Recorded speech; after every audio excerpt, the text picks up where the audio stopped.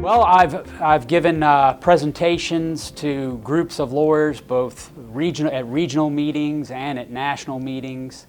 I've given talks on cross-examination techniques.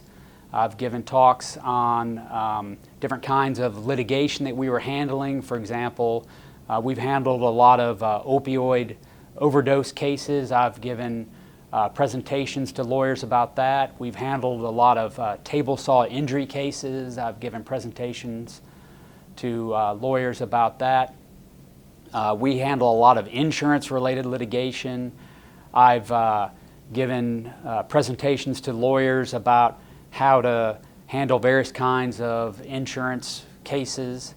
I've also given training to insurance adjusters on how to properly handle claims without violating the claims handling laws. So both myself and other lawyers in the firm regularly speak at both national and regional meetings of lawyers on a variety of topics.